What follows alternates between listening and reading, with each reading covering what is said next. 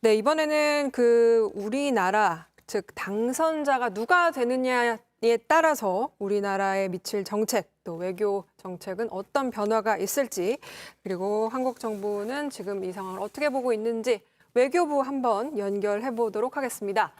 네, 김선미 기자가 나가 있습니다. 네, 현재 외교부 분위기 어떻습니까? 네, 외교부도 실시간으로 개표 결과를 보면서 선거 판세 분석에 한창입니다. 외교부는 지난 8월부터 미국 대선 TF를 구성했는데요. 여론조사 결과뿐만 아니라 공관을 통해서 현지 동향까지 살피는 등 다각도로 결과를 예측해왔습니다. 지난 2016년 대선 당시 힐러리 클린턴 후보가 당선될 것이란 이 다수의 예상이 빗나가면서 당황했던 전철을 밟지 않겠다는 겁니다. 특히 각 후보의 당선에 대비해서 우리나라의 외교 안보 정책 밑그림까지 구상 중인 것으로 전해졌습니다. 강경화 장관이 나흘 뒤면 폼페이오 장관을 만나기 위해 미국을 방문할 예정인데요. 그렇기 때문에 더 촉각을 곤두세우고 있습니다. 네, 외교부가 촉각을 곤두세우고 있는 건 아무래도 이 대선 결과에 따라서 미국의 한반도 정책도 달라지기 때문이겠죠?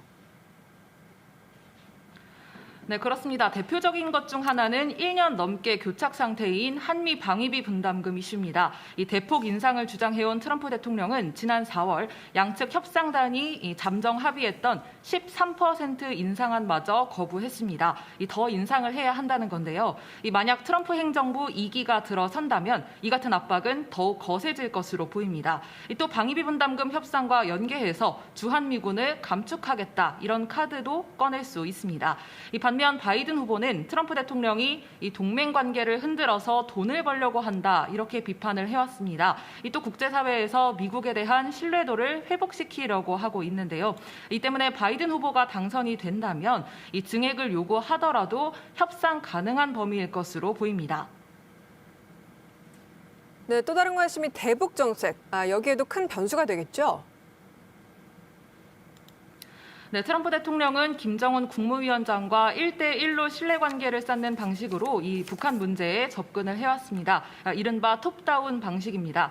재선에 성공할 경우 이 같은 기조가 유지될 것으로 보이는데요. 반면 바이든 후보는 전통적이고 안정적인 이런 형태의 비핵화 협상을 주장해왔습니다.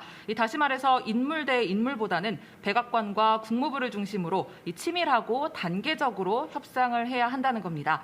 다만 두 후보 중 누가 당선되더라도 당분간은 코로나19나 경제 문제 같이 국내 정책에 더 집중할 것으로 보이기 때문에 수개월 안에 큰 진전은 어려울 것이다. 전문가들은 이렇게 보고 있습니다. 지금까지 외교부에서 JTBC 김선미입니다.